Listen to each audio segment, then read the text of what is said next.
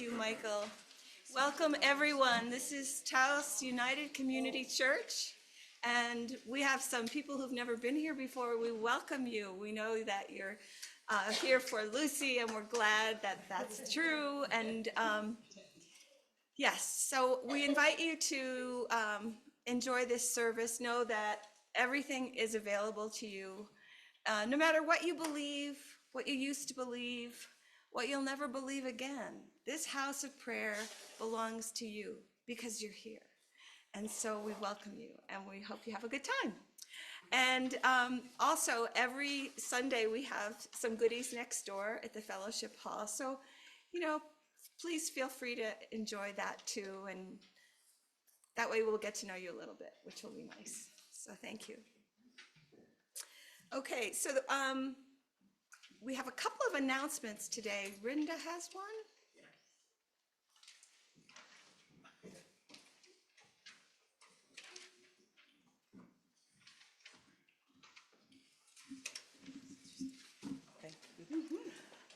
A while back, I promised you that I would make a contact list, and people keep showing up, and I keep having to add to the list.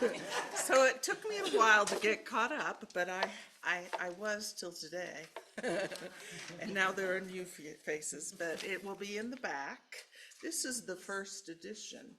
That's because I'm not a good typist, and although I can make things look nice, they may be wrong. So I want you to check the spelling of your name, your phone number, and your email. And there will be a second edition soon. I've already started it, and it will have the corrections in it and additions if we have any. So they'll be back under God's Got Us sign. Thank you, Linda. Herculean effort, no doubt. It was easier than doing the stacks. Does anyone else have an announcement for this group? No, okay. So I invite you to take a deep breath, close your eyes if you're comfortable doing that, and just sit back. This is our time to center, to remember who we are, whose we are. And so as you breathe in the goodness, the love, and this wonderful mountain air.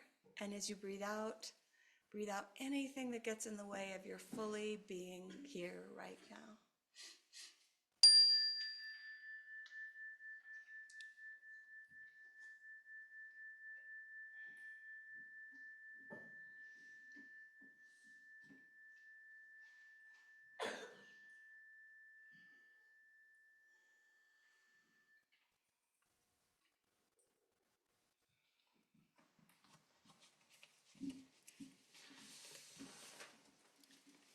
I'm going to share a short Laguna prayer.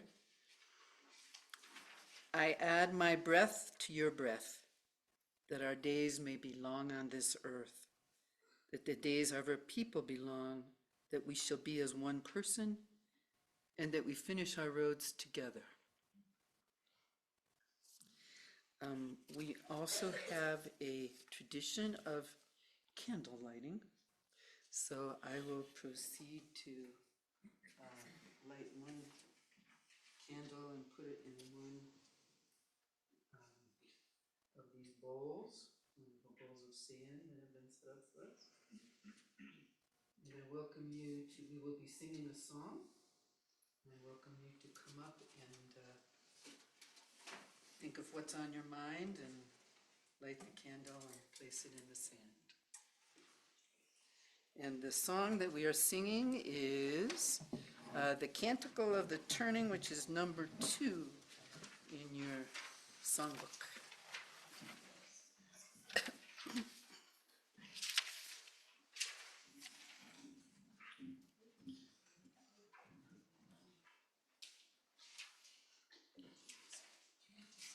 Go ahead.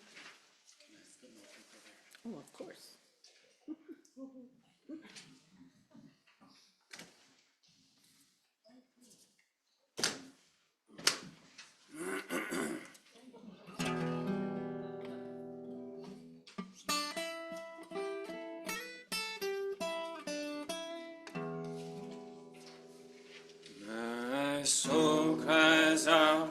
a joyful shout that the God of my heart is great. And my spirit sings of the wondrous things that you bring to the ones who wait. You fixed your sight on your servant's plight, and my weakness you did not spurn. So from east to west shall my name be blessed, could the world be about to turn. My heart shall sing of the day you bring, let the fires of your justice burn. Wipe away all tears, for the dawn draws near, and the world is about to turn. Though I am small, my God, my all, you work great things in me. And your mercy will last from the depths of the past to the end of the age to be. Your very name puts the proud to shame, and to those who would for you yearn. You will show your might, put the strong to flight, for the world is about to turn. My heart shall sing of the day you bring, let the fires of your justice burn. Wipe away all tears, for the dawn draws near, and the world is about to turn. From the halls of power to the fortress tower, not a stone will be left on stone. Let the king beware, for your justice tears every tyrant from his throne. The hungry poor shall weep no more for the food they can never earn.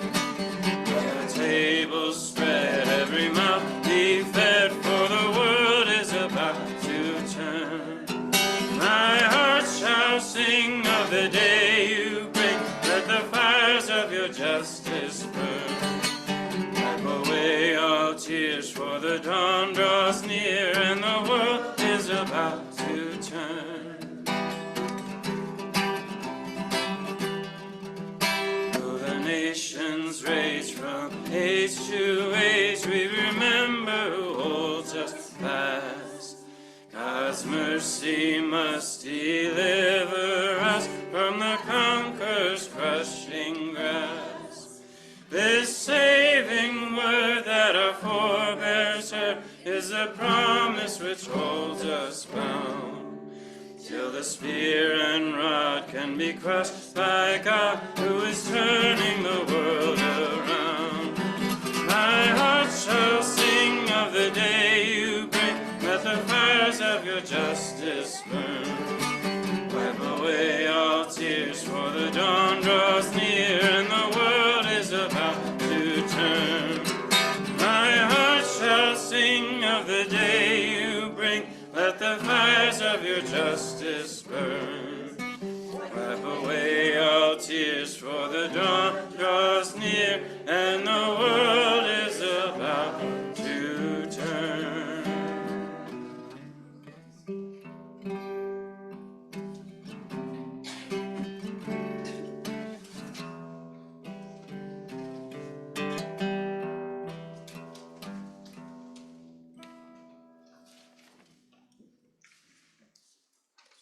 Thank you, Michael. That's one vision of the Great Turning. I'm not sure exactly what will happen in the Great Turning, but it is, in essence, the subject of what I'm going to be talking about today, in a way.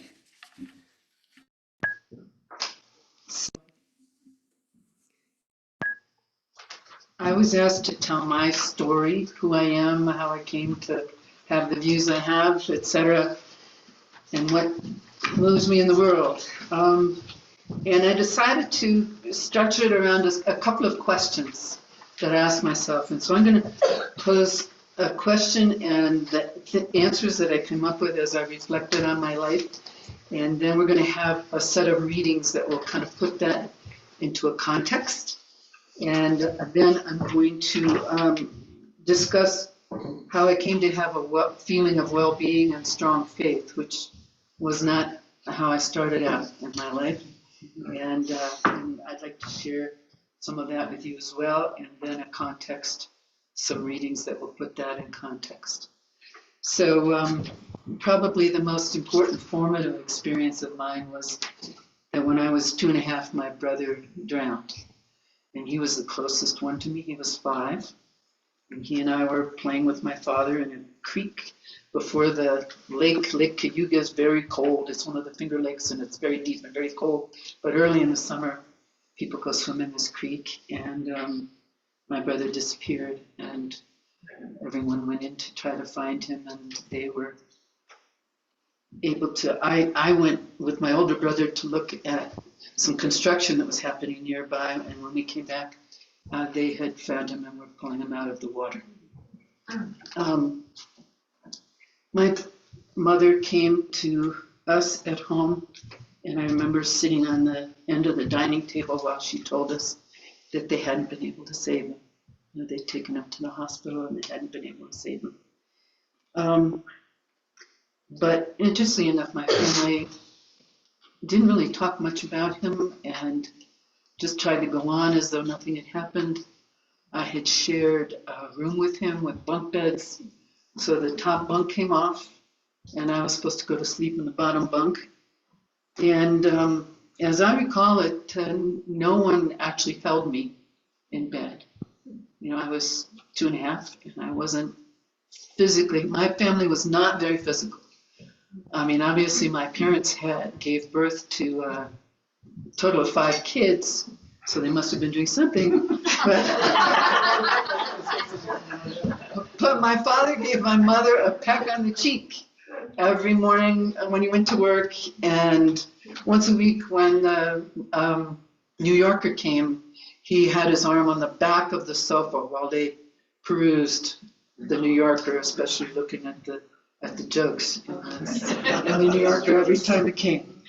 So everybody tried to act as though everything was okay, but I was not okay, and I came to feel that I was invisible, that I wasn't really seen in my own family, and it turned out that one of the things that people tried to say to be helpful, but that was actually most hurtful to me, was that neighbors told me not to feel bad because God has taken him. Mm-hmm. And I was devastated. You know, why would God take him and not me? Why didn't he take me? I actually, a part of me from there, I even remember having these thoughts in adolescence that I had been damned, you know, that I had already been chosen and found wanting and was not good enough. And my family went to a Presbyterian church, and when I looked into the history of the Presbyterians, they were supposed to act as though they were the chosen. So, but I didn't feel like I was chosen for anything. But basically, I didn't like that vision that I had of that white male God up in the sky somewhere. You know, it just he didn't seem very friendly to me. But I spent a lot of time in nature when I was growing up, a lot of time by myself, and nature was very healing to me. The trees and the forest and the beautiful things around me were very special.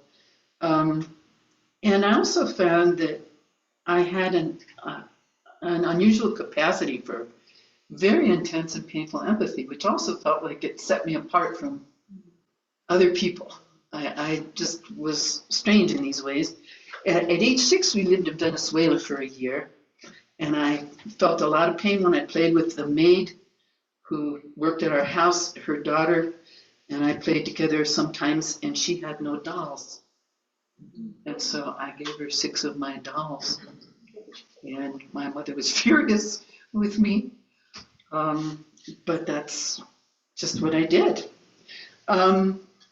At age 7, I saw pictures in Life magazine of those injured and disfigured in Hiroshima and Nagasaki. And only recently, after seeing Oppenheimer and sharing with my brothers, did I learn that I had met two of the survivors. My grandparents were Quakers. My mother's parents sponsored two women to come to the U.S. to have surgery on their scars and to help their disfigurement. And apparently when I was 2, we had visited their household while those women were there. And that may be why those pictures in Life magazine are, to this day, they're seared in my memory. I've gone back and looked at several experiences and how I felt them as a child. And one of them was that I joked to myself that I couldn't even sell Girl Scout cookies, as though it was a joke that I wasn't a very good salesperson. But actually, when I remember the experience, I and my family lived in a middle-class part of town.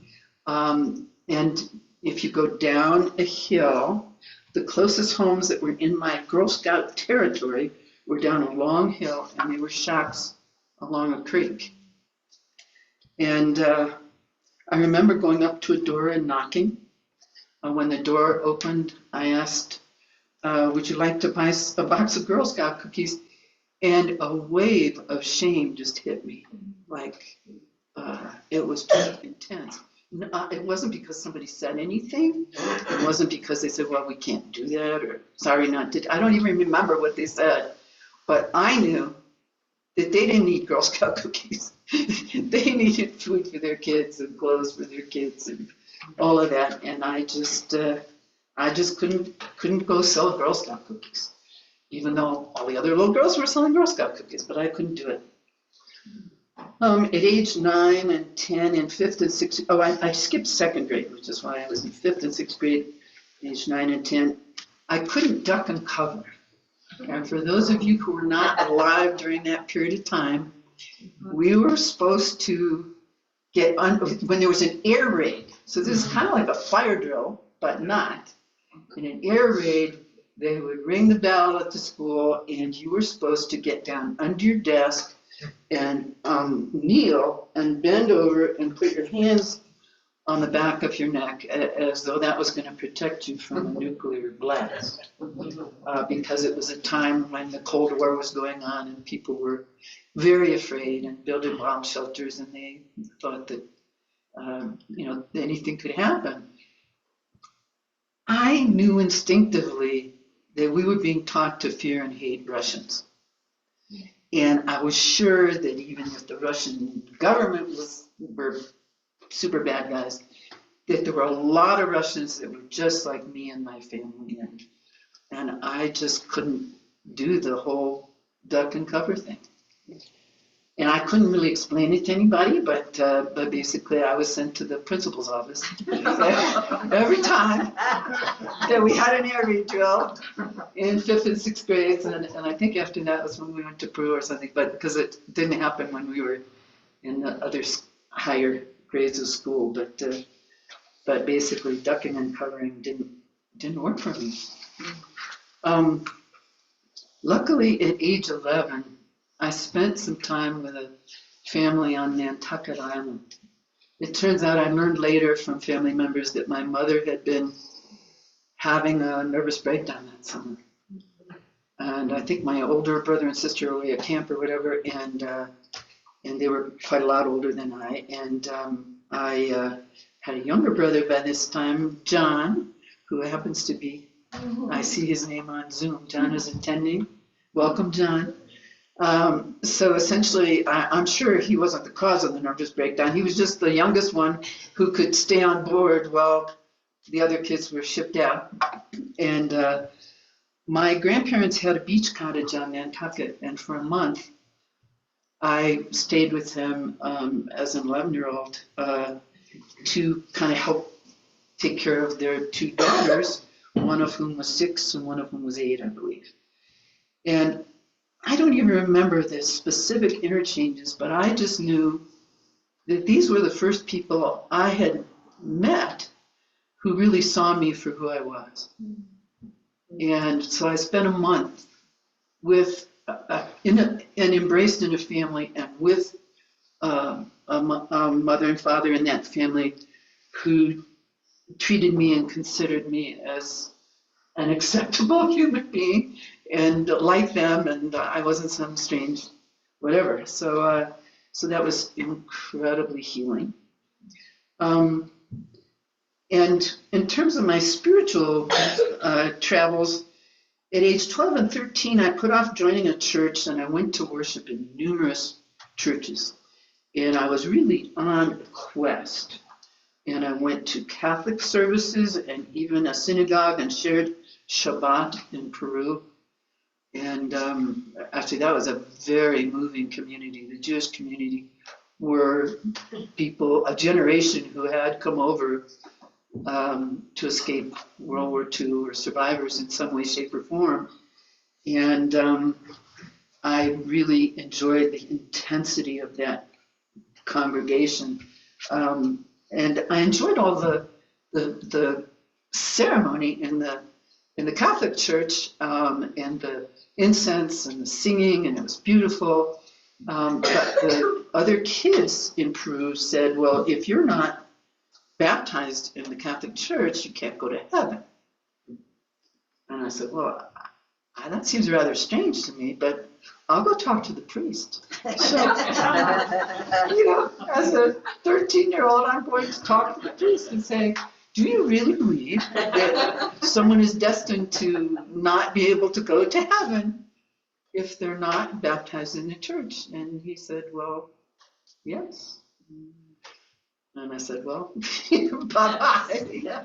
This doesn't suit me. I mean, this is not, I didn't know exactly who God was, but this was not who God was to me. And at age 14, I met an elderly man in our community. This is back in Trumansburg. So I was the professor's child in the farm town. So that's the setting. So I was the nerd and the professor's child in the farm town. But I got to know a man who had been the son of Baptist missionaries in China. He was elderly by that time. He was in his 80s. And he became a medical missionary himself. And he spent years in India and Egypt because of all the godly people he met of various religious persuasions in many countries. He ceased to try to convert others. He no longer believed that they had to be Baptists or Christians in order to be saved. Right? And I just was really interested in this man. And he also had an amazing example of service. And I looked it up and was able to find evidence of this on PubMed. Right? So Dr. Claude H. Barlow, in 1944, infected himself with schistosomiasis in order to bring viable eggs back to this country. Prior to that, there had been no way to incubate and grow the illness so that they could study it and find a cure. So Dr. Barlow decided to infect himself and act as the reservoir for the illness. And he recounted apparently I haven't read his accounts, but now I'm going to go look for them. He recounted his experiences of all the symptoms, the debilitating symptoms. This is a disease that is still out there today, but it is treatable. And it is one of the things that various international groups are trying to treat, and it's only less severe than, less pervasive and severe a problem than malaria. So it's next to that, it's the most, and it is in primarily, it lives in snails and things. It gets into people's feet when they're walking on the beach and stuff, and then it goes back into wastewater. And at any rate, there's a cycle that it does in certain parts of the world that's still very much there. But Dr. Barlow just gave over a whole period of his health to help find that out. So I was very inspired by it. So these are my early experiences that I've gone back and formed, and now I would like the readers to come up and do their first set of readings.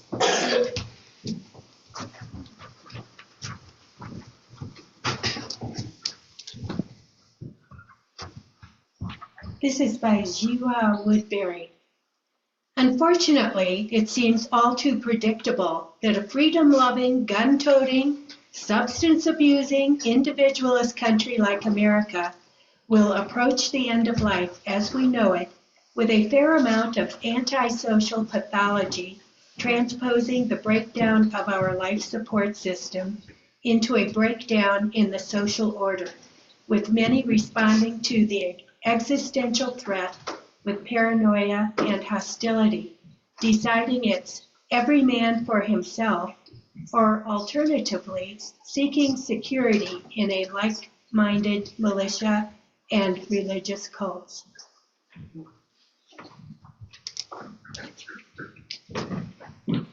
This is by Khalil Gibran. Your pain is the breaking of the shell that encloses your understanding. Even as the stone of the fruit must break, that its heart may stand in the sun, so you must know pain.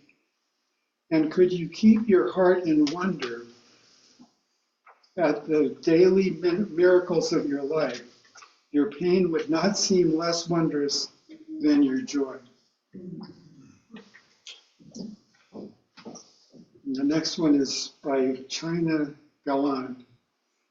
Our choice is to be in love or to be in fear.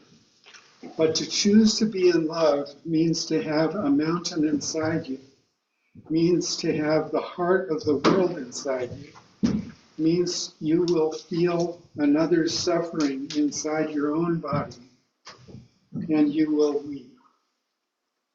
You will have no protection from the world's pain because it will be your own.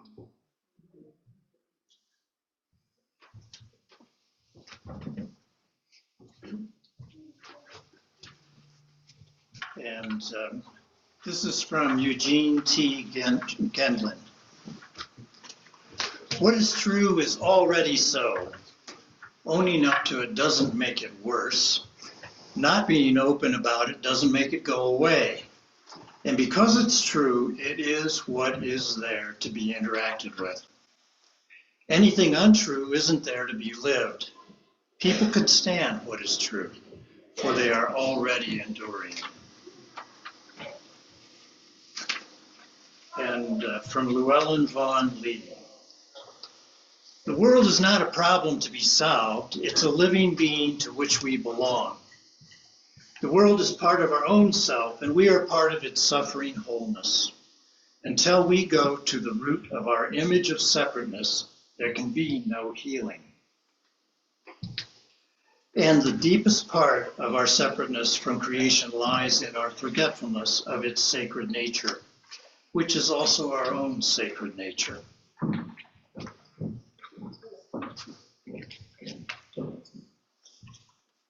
Zen Master Thich Nhat Hanh was asked, what do we most need to do to save our world? His questioners probably expected him to identify the best strategies to pursue, but Thich Nhat Hanh's answer was this. What we most need to do is to hear within ourselves the sounds of the earth crying.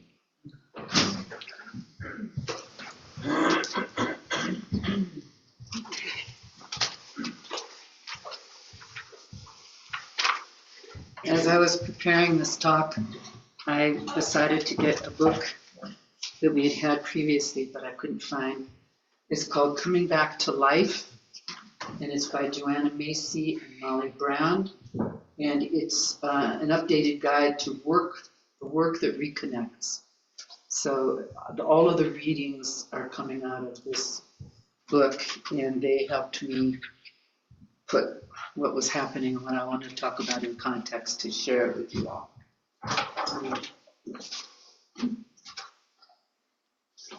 Kleenex disappeared, but anyway.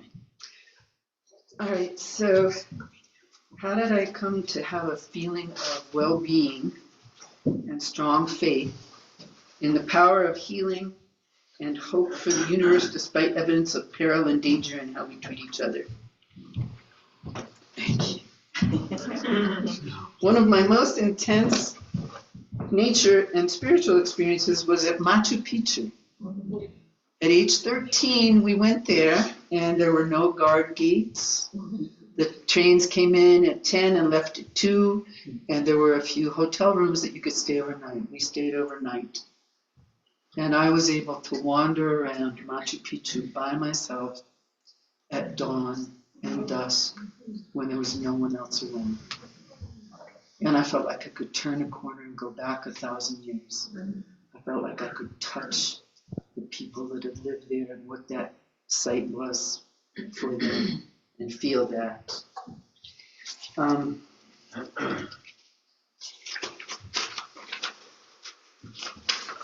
Okay, now we're going to skip some time. In early 1972, I met a young man at a meeting of the Medical Committee for Human Rights in Berkeley, Oakland, right on the border between those two communities in California. He and I both had jobs while in college doing participant observation in modern poor communities. Now, this may sound like a common thing, but it was very uncommon at the time. Most anthropology participant observation was done in tribal locations or in other countries and not in urban society. So Alan spent his research time with Black street youth just outside of Washington, D.C. And this was just before that would have been untenable, that the racial strife was intensified. So it was an incredible opportunity. I spent my time working with Mexican migrant families doing farm labor in upstate New York. I'm bilingual, so I could interact in that way. After college, I went on to do participant observation with members of healthcare teams in an Office of Economic Opportunity clinic in Rochester, New York. So these were government-run clinics in poverty areas. And my job was to help understand how those health teams did and didn't function properly and make suggestions, which I made, which they never did anything to change, but it was an interesting experience. When we met, Alan was doing his alternative service during the Vietnam War at a University of California at Berkeley project to give support to Office of Economic Opportunity health centers in poor communities such as Chinatown, San Francisco, and in Phoenix, Arizona. It was kind of amazing to meet a man who had so many similar experiences and similar values, and that's the start of a long and loving history.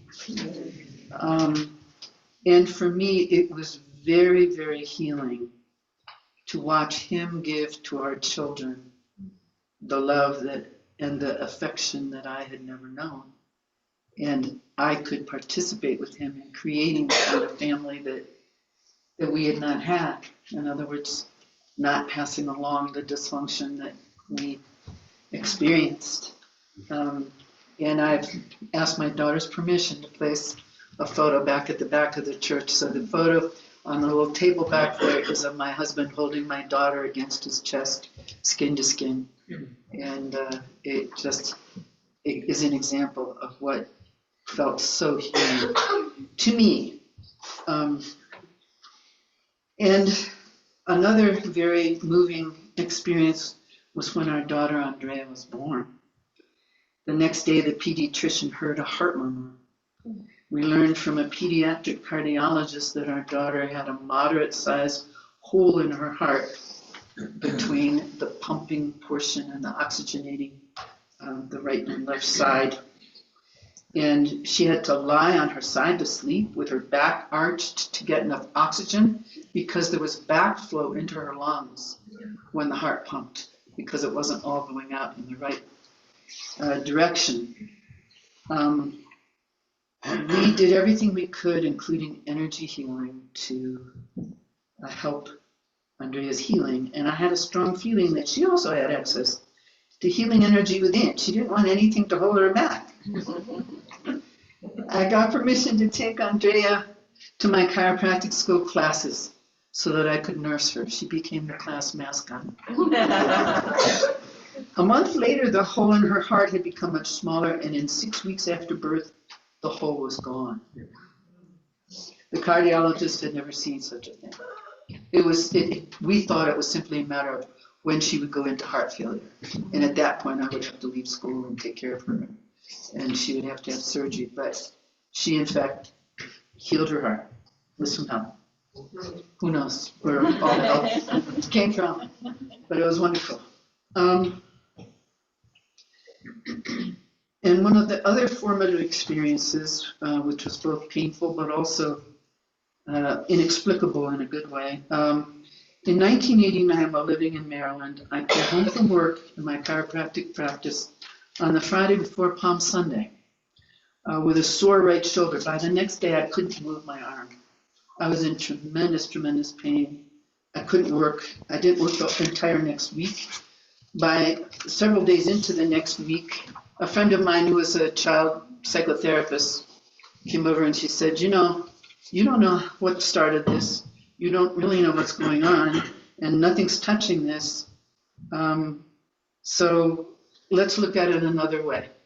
And she said, what do you remember in your life that had this kind of pain? I said, my brother's death. And I had never been helped to deal with that pain. And she asked me to picture that, and I saw a fiery, huge dragon. And it was just, unconquerable. It was just there, and it was doing tremendous harm. And I felt the pain was that unapproachable to me. And my friend helped me approach and work through that pain. And over the course of several days, the fire-eating dragon shrunk down to the size of a harmless lizard. This was very painful and cathartic, and it was completed by Friday, the Friday before Easter. Easter Sunday night or very early Monday morning, there was a knock on the door, and we learned that Duncan Allen's 17-year-old son, my stepson, had been killed in an auto accident. To this day, I don't know how I was moved to have to heal past grief so that I could face and be present with my family for present grief. Was that God doing that? Was it my higher self? And if there was foreknowledge, how come I couldn't have saved him? All the mystery around that. But it was a very inexplicable event that has made me really think about the forces that act on us and help shape us in ways that we don't anticipate and don't fully understand, but they make a huge difference. A couple of years later, we moved to Taos under the influence of a triple rainbow. And my sense of well-being grew gradually from three main influences. Besides the love of my husband and family, I did years of therapy to heal the pain from my growing up and losses. I had always been able to recount my past experiences with a talk therapist without moving the energy to healing. I learned to intellectualize growing up, and that was my familiar mode. And that's what happened when I would talk about those experiences. Obviously, that's not the case now. But I started working in Taos with Nancy Hayes, and a bioenergetics therapist. And the mode was to figure out where in the body the energy was trapped and what kind of physical actions we needed to do to get the energy moving. And when I was doing those kinds of activities, the emotions would come. I could release them. And she could provide the support. And she also, as I recall, provided the support of sometimes holding me and cradling me like a baby. I had not had that kind of someone having your back, but I had that in that relationship. And I still consult with Nancy some, but the basics of that healing took course for, 10, 15 years. I can't remember how long when I stopped. But my sense of well-being, it's like I made room for letting good things come in by getting enough of the garbage out. I also had deeply meaningful experiences that were primarily in Native American sweat lodges. And I came to feel connected very deeply to the earth, to all beings, even to the ends of the universe in spirit.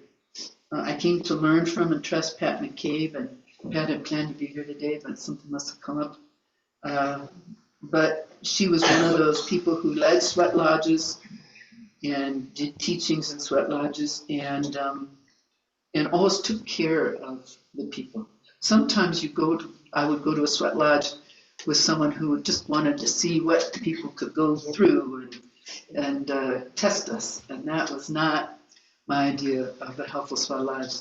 But the ones with Pat and with several others, Rob Hawley has done sweat lodges, and other people in the community that I have felt really helped by. And one of the most meaningful experiences I had after working with Pat for over many years was at one point she invited me to contribute to her daughter Lila's Kinaula, her DNA coming of age ceremony. Over some weeks, we and others brought things to the house, which were the supplies that needed to be taken to this remote area in the Four Corners for that ceremony. And I knew that it was probably going to happen this one weekend. It has to happen between the first and second menses of that child.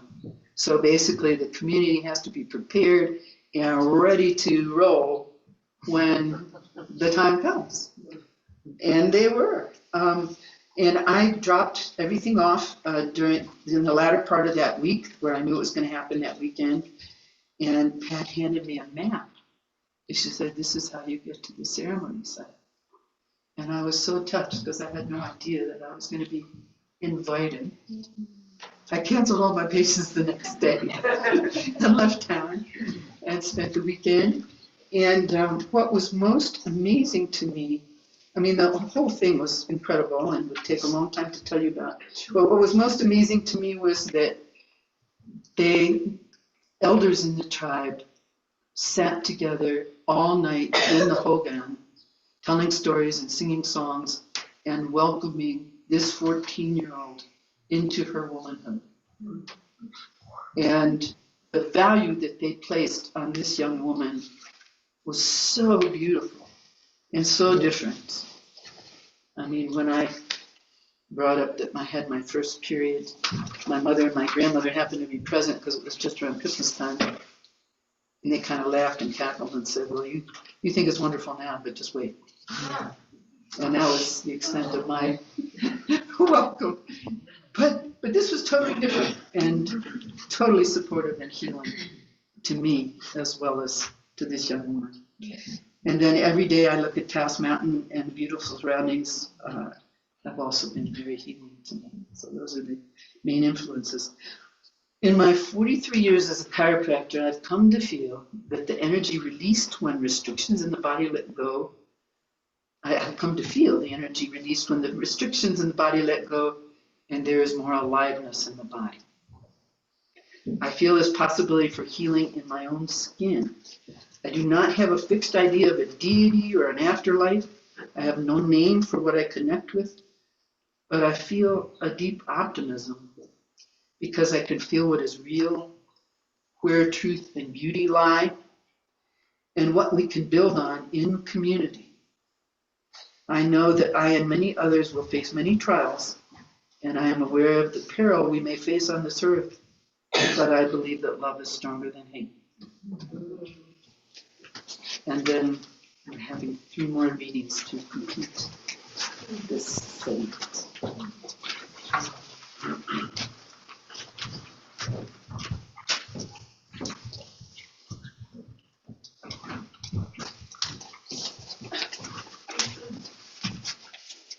This is a poem by Bill Johnston. I take to myself my broken self, my guilt, my peace, my folly and joy, my sickness, my health, in laughter and agony, hating and loving, my fear and my birthing, and I am made whole. I take to myself you, my neighbor, cupping your life within my hands, your broken self, pure gift to me, not burden, gift as mine to you, and I am made whole. I take to myself you, broken earth, stripped and abused, paved over and poisoned, you mother so freely, abundant in grace. Clasp in your mercy, surprise into tears, and I am made whole. I take to myself your broken self, my dear, my near God, broken, for lost and for spent. As fragmented love and nectar of life, you come, gentle God. And am I made whole?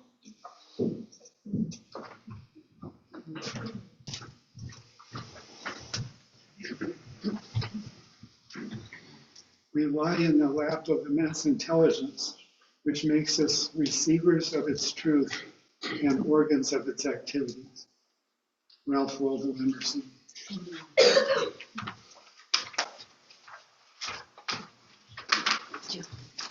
Give another part, please.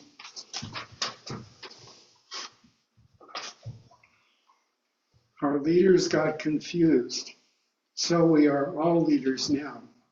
They told us there was nothing we could do. They were wrong. When we tell ourselves there's nothing we can do, we are wrong. We're all making the soup we're all eating.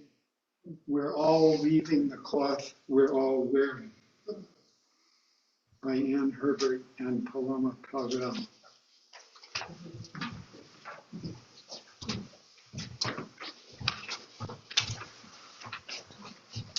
A Thousand Years of Healing, poem by Susa Silva Marie. From whence my hope I cannot say, except it grows in the cells of my skin, in my envelope of mysteries it hums. In this sheath so akin to the surface of the earth it whispers. Beneath the wail and dissonance in the world, hope's song grows. Until I know that with this turning, we put a broken age to rest. We who are alive at such a cusp now usher in 1,000 years of healing. Winged ones and four-leggeds, grasses and mountains and each tree, all the swimming creatures hum. Even we, wary two-leggeds, hum and call and create the changing song. We remake all our relations. We convert our minds to the earth. In this turning time, we finally learn to chime and blend, attune our voices, sing the vision of the great magic we move within. We begin the new habit, getting up glad for 1,000 years of healing.